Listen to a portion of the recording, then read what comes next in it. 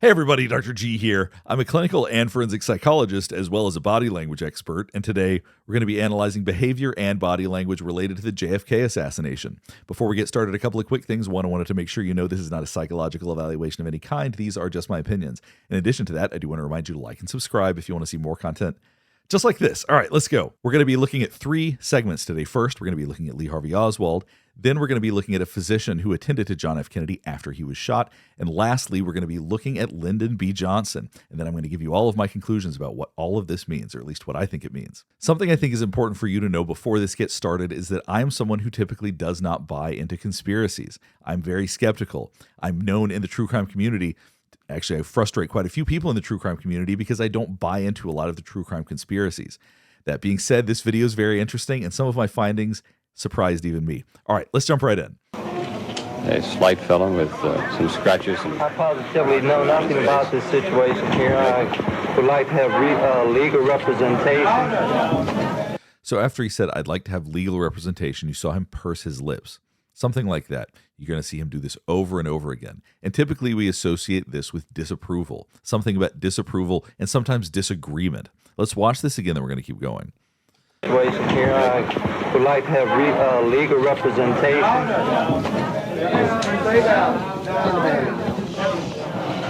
Well, I was... So there you see the disapproval again. And I want to highlight how strange this is, because disapproval is not the emotion we typically would associate with a situation like this. Yes, obviously he disapproves of the idea of being arrested. Nobody wants to be arrested, but that's not typically what we see. We typically see surprise, shock, fear, anxiety. There's a lot of different things that we see, and we're not seeing those right now. What we're seeing is disapproval and disagreement over and over again. I'll get more into what I think that means as we go, but just understand that look right there. That's what that means. Well, I was questioned by a judge. However, I protested at that time that I was not allowed. So another thing you're seeing is that some degree of confidence. He doesn't have his head hung down. He's not looking at the ground. He does tend to be looking at the different reporters as they're trying to interact with him. I'm sure it's overwhelming because there's a lot of people in there, but he does have some degree of confidence right now. Legal representation, but during that... And as he was saying something about he wants legal representation, he leans forward. He really is trying to connect with the reporters as they're talking to him or as they're asking him questions. And I know back then probably you had to be close to whatever microphone they were holding, but it doesn't change the fact he's trying to do that. He could just avoid them altogether, which a lot of people do in these situations. I was questioned by a judge. However, I protested at that time that I was not allowed legal representation. But during that very short and sweet hearing, I really don't know what the situation is about. Nobody has told me anything except that I'm accused of... And you keep seeing the pursing of the lips. And what you're not seeing anything in the brow. That's what's surprising about this, is that typically when somebody's in a situation like this, there is sadness or surprise or anger. There typically are emotions. You're not seeing anything, which makes this feel like a performance. Now, sometimes when I watch trials or when I'm analyzing different criminals, I talk about how they're performing because they're lying. This doesn't seem like that kind of performance. This performance seems like he's expecting something and the situation isn't playing out like that. I'll explain more as we keep going, but this is very obvious. So, as I said before, you're going to see it over and over again. You're still seeing the pursing of the lips repeatedly, and you're not seeing any emotion up in the brow. Typically, when we want people to listen to us, as he clearly does because he's leaning forward and talking, typically we raise our eyebrows a little bit, even if it's just subtle. But that's a part of bringing attention to our face, bringing attention to what we're saying. You're not seeing anything like that from him right now, which is really interesting given the context of everything and given the rest of his behavior. It does make it seem more like a performance. An interesting way to respond to that. He was asked if he killed JFK, and he said that he hasn't been charged with that. So it's not exactly a denial. It's an evasive way of responding to the question, but it's a very interesting response. And so when I talk about that, it seems like there's a performance here. He seems like he's frustrated. Like the disapproval seems like frustration. It's like the situation is not what he expected it to be, or it's not playing out the way that he thought it would. There's something about this that doesn't seem to be meeting his expectations, but it's unusual. Like I said, I've never seen a criminal behave quite like this. And I know the situation is extraordinary, but human behavior tends to be pretty similar, whether it's something that's extraordinary like this or whether it's something that's more common that we see in the courts, there wouldn't be that much of a difference. There's something highly unusual about his behavior here. The first thing I heard about it was when the newspaper reporters in the hall asked me that question. You have been. Nobody said what? Sir? You have been. Nobody said what? Now, if you could tell right there, he froze for a second because there's a reporter, and this is probably very hard to hear. I can hear it with my headphones. Somebody says, "You have been charged, sir," because he said he hadn't been charged with anything yet. A reporter just corrected him on that. And immediately after that, you see him freeze. It really seems like something that he didn't expect. Watch this right here. Asked me that question. You have been. Nobody said what? Sir? You have been. Nobody said what? Okay, we can't hear you back. Okay. What did you? And then after he said, "You have been charged," you see that reaction. He tucks his chin in, backs his head up. Now, that's a very strong, visceral reaction. Now, when he tucked his chin in, that's a way to protect your neck because you're starting to feel defensive and you're starting to feel vulnerable. And then he moved his head back almost to gain distance from what he'd been told because it was such a shock to his system. We're still not seeing a whole lot of it on his face. But once again, what we are seeing is this disapproval, this frustration, which is an odd thing to feel right there. Yes, this would be a frustrating situation, but not like this. There would be all sorts of other emotions that we would anticipate seeing that he's not showing. So there's something about this that's unusual. There's something about this that didn't meet his expectations, for lack of a better way of putting it. And that's what I'm seeing here. So I do think there's a lot more to this than what we're seeing. The idea that this was just him and that he's a lone shooter and that he maybe did this on his own, based on this behavior right here, I'm finding very unlikely. There certainly seems to be more to this. Sir, you have been. Nobody said what? Okay, we can't hear you. Okay. What did you do in Rikers?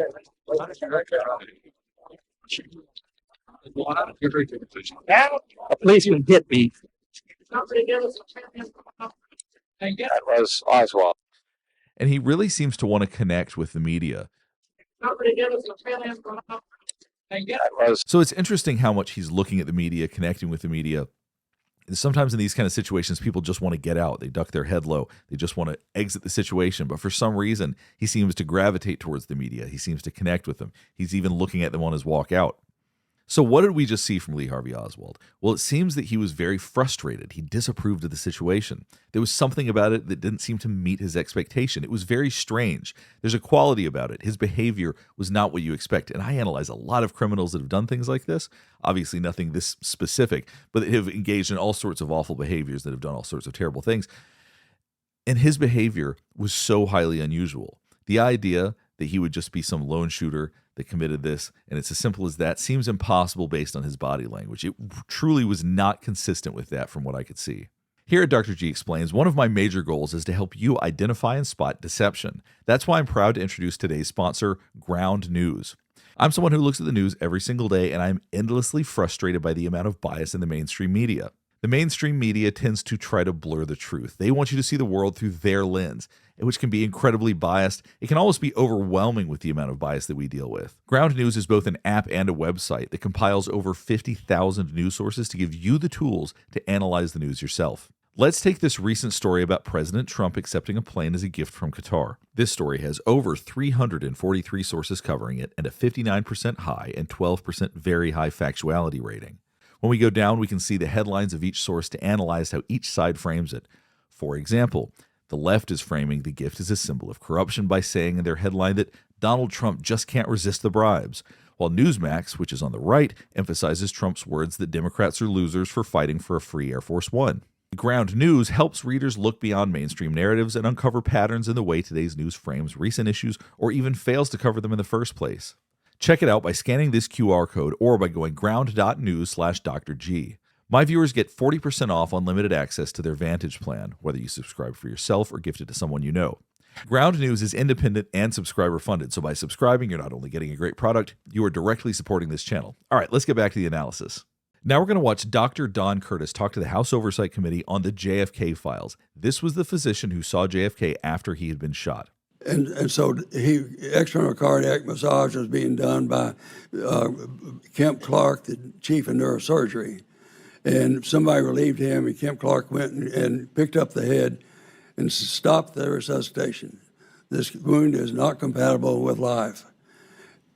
You got dead quiet. Nobody knew what to say. Nobody said anything for the longest time. We're consistently seeing, obviously, good baseline behavior, nothing out of the ordinary here, but let's keep watching. Then I left there and went into an adjacent room. The X-ray waiting room was a large room, and right in the middle of the room was Lyndon Johnson, and he was telling people to go talk on the phone, and he was obviously he'd set the government up, and he had taken control. And then I looked around, and I couldn't see a single person I thought looked like Secret Service. I couldn't see any weapons that were protecting him, and so I was a little uncomfortable being there myself, because at that time we had no idea what was going on in our government. Now, that is very interesting that after an assassination, that Lyndon B. Johnson didn't have any Secret Service around him, that there weren't people protecting him. I know it was a different day and age than it is now, so maybe the communication is a little different, but that still strikes me as highly strange. But that's not the interesting part of this. Let's keep going. We didn't know if the government would be intact or not, but it made me feel good to know that he was right in the middle of the room, and he was the president. He was absolutely fearless. Then I wondered, why is he so absolutely fearless? I mean, because if it's a coup, he'd be the next one to go. Can you explain what condition, when President Kennedy arrived in the emergency room, what was his condition at that point? He had already had wounds. President Kennedy had a wound to, of course, the big wound to his head. Right. But he also had a wound to his throat. And I've got a little diagram here. I can point that out, how that worked, if you'd like me to. And that wouldn't have been a single bullet wound, though, right? They talk about this magical bullet that traveled. That would have been more than one bullet, you think? So the magic bullet, for anybody who's not familiar with that, it's the idea that a bullet entered one area, bounced around a few times, and exited elsewhere, rather than it being multiple bullets. And he had already been shot, and that wound to his throat would have killed him. It did kill him, because we know from the tracheostomy that we had to do that the bullet to his throat. So in essence, right now, what Dr. Curtis is showing is that bullets entered from different directions, that it would essentially be impossible that it was a single shooter. And as far as his body language goes, his body language continues to be consistent. There are zero signs of deception right now. Obstructed the trachea, and so he had taken his last breath before that. Also, the bullet that struck President Kennedy in the temple killed him also, because he just removed about a third of his brain. Okay. And that was, how many bullets did you say? 3 or 4? That were fired? Yes, sir. 4. Okay, and that was a bolt-action Italian carbine. 2 of the allegedly. bullets came from the front. Yes, sir. Yes, sir. I know, but they were trying to tell us Lee Harvey Oswald was the The only same. bullets that came from the window were 2 bullets. So as he claims, bullets came from 2 different directions. This is somebody who saw JFK's body directly after he had been shot. Whether or not you agree with his findings, he absolutely believes what he is saying. And I think that lends some very interesting credence to the fact that there is more to this than a single shooter. Now we're going to go on to Lyndon B. Johnson. This is where things get really interesting. Now we're going to start by looking at a couple of pictures, then we're going to move on to a very interesting video, but I had to show you these pictures because I think they are fascinating. Now, look at this picture right here.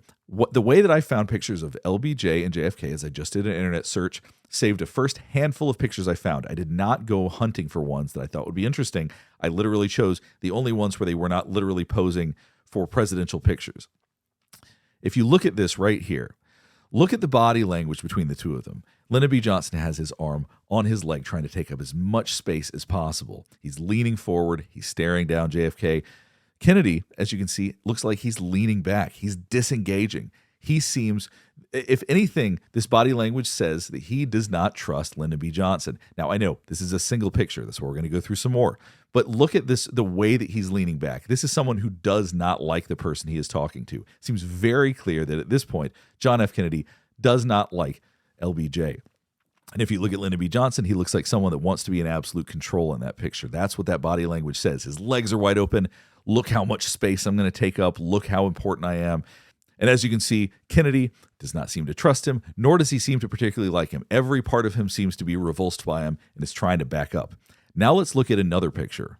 Now, if you look at JFK's face right here, like he looks like he's happy, he's smiling and whatnot, but look at the position of his body. Once again, backing away from Lyndon B. Johnson. Seems to be some really genuine and unconscious desire to get away from him. Seems like he's backing up from him. It's very interesting that the dynamic between these two does not seem to be a pleasant one. Here's another picture of them interacting. As you can see, John F. Kennedy with his hands on his hips, he's taking up as much space as possible. It's a confrontational pose. Right now, it seems like there is a power dynamic between the two of them, a power struggle, so to speak. And it seems like right here, rather than backing away, it seems like a dominant posture from JFK. But what we can see from these pictures, just a few random pictures that I found of them online, it doesn't seem like they're comfortable with each other at all. But just to show what LBJ is like with other people, let's see what he's like with Richard Nixon so I can show you whether or not he's like this with everybody. I promise you I did not cherry pick this. This was the first picture that came up when I searched the both of them. That is genuine affection for each other. They seem to really like each other. They're close, they're smiling, they're connected. It could not be more different than the dynamic that he has with JFK, or he had with JFK. It's fascinating to me just how different it is. And here's another picture of them. Seems like there's genuine affection between these two. They seem connected. They're both leaning in towards each other. Neither one is leaning away. It shows the difference in the dynamic between LBJ and Richard Nixon and LBJ and JFK. It seems to be dramatically different. Now, does that mean that LBJ is up to no good and that we can imply anything from that? No. But it does suggest that there was a very genuine, tense relationship and a very genuine power struggle between LBJ and JFK. Now let's get to the video. Now we're going to watch some of then President Johnson's message just a few days after JFK was shot. This was a Thanksgiving message. All of us have lived through 7 days that none of us will ever forget. Now, not that this is hugely consequential, but I do want you to understand the importance of some body language right there. After he said that none of us will ever forget, he shook his head no. That shows that this is a performance. Typically, when people are feeling it, they go that none of us would ever forget. They would shake their head at the same time they're saying it. The fact that he did it afterwards shows he's actually not really feeling anything right there. He's just going through the motions, that this is a performance. But that's not unusual for a speech. I just wanted to let you understand what you're seeing right there. None of us will ever forget. We are not given the divine wisdom to answer why this has been. So when he said why, he barely raised his eyebrows a little bit. As I've said before, we raise our eyebrows to put emphasis on things so that people will pay attention to what we're saying. So as far as the why, it seems like he's not as interested in the why as the next part. So watch this. Given the divine wisdom to answer why this has been. But we are given the human duty of determining what is to be. So what's coming next? That's what he wants to focus on. That's where the eyebrow raise came in. So he doesn't want you to ask why. He wants you to think about what's next. What is to be for America, for the world, for the cause we lead, for all the hopes that live in our hearts. A great leader is dead. Now that was the most consequential part of this entire thing. We're going to talk about it. Watch this again. Live in our hearts. A great leader is dead. This is what we call a tongue jut. Sometimes it can look like this. Sometimes it can look like that, where people stick their tongue out. There's really only one reason that I know of in terms of body language that people do this, and we do that when we think we've gotten away with something. Now, I know that is a big conclusion to come to just based on a little bit of body language. But the tongue jut doesn't mean a whole lot else. So the idea that he did this in that context, right after he's talking about him being dead, and it looks like he's doing a sign for what we do when we get away with something, really is fascinating to me. Because sometimes people bite their lips or they lick their lips because their mouth is getting dry. That specifically looks like a tongue jut. Let's watch that again. That live in our hearts. A great leader is dead. A great nation must move on. Yesterday is not ours to recover, but tomorrow is ours to win or to lose. I am resolved. Now, as he was saying, to win or to lose, that seemed intentional. So the performance aspect, he has some idea that he needs to use his body language, which lends credence to the idea that that sneaky tongue jut was truly an accident. Watch that again. A great leader is dead. A great nation must move on. Yesterday is not ours to recover, but tomorrow is ours to win or to lose. I am resolved that we shall win the tomorrows before us. Our factories flourish. Our homes are safe. Our defenses are secure. We live in peace. The goodwill of the world pours out for us. But more than these blessings, we know tonight that our system is strong. Now, we did see a slight smile just now. Let's watch this again. More than these blessings, we know tonight that our system. So as he's smiling, saying our system is strong. Now, that could be because he wants people to feel good about that. It's possible he wants people to reflect smiling, so he's doing that intentionally. But it does seem a little bit odd in this context. System is strong, strong and secure. A deed that was meant to tear us apart. There was the smile again when he says a deed. Strong and secure. A deed that was meant to tear us apart. So as he's saying a deed that was meant to tear us apart, there is a slight smile. Some people call it duper's delight, potentially. Secure. A deed that was meant to tear us apart has bound us together. So once again, it's possible that he's smiling intentionally, saying that it's bound us together rather than tearing us apart. It doesn't change the fact that the context of it seems odd to me to smile there, but maybe that's intentional. Our system has passed, you have passed, a great test. On Saturday, when these great burdens had been mine, only ours, the first two citizens to call upon me and to offer their whole support were Dwight D. Eisenhower and Harry S. Truman. Since last Friday. There he goes again, looking like he got away with something. There's the tongue jut. Watch this again. Burdens had been mine, only ours. The first two citizens to call upon me and to offer their whole support were Dwight D. Eisenhower and Harry S. Truman. So there was the tongue jut again. Now, that tends to be what we do when we get away with something. The only times he's done it when he's talking about the assassination. So you see it again. I personally find it fascinating because there really is not a good explanation for a tongue jut other than people do it when they think they've gotten away with something. I don't know another explanation for that body language-wise. You could say that maybe he's trying to wet his lips, but to me it doesn't look like that. To me it looks distinctly like a tongue jut. Eisenhower and Harry S. Truman. All right, let's go ahead and stop here. Hopefully this is helping you better understand some of the behavior and body language that we saw. But what I want to talk about now is the conclusions. So based on everything that we saw from Lee Harvey Oswald and Dr. Curtis, the idea that he was the lone gunman that did this, or that there was one gunman that did this, is impossible. I do not believe that that's the case. Based on the body language from Lee Harvey Oswald, it was very peculiar. He clearly was part of something bigger. He knew more than what he was saying. Now let's go on to Lyndon B. Johnson. Based on what we saw today, I personally believe that Lyndon B. Johnson was involved in the assassination of JFK. Now, I'm sure that there's a lot of other evidence out there. I'm going just based on body language and context and everything that I looked at today.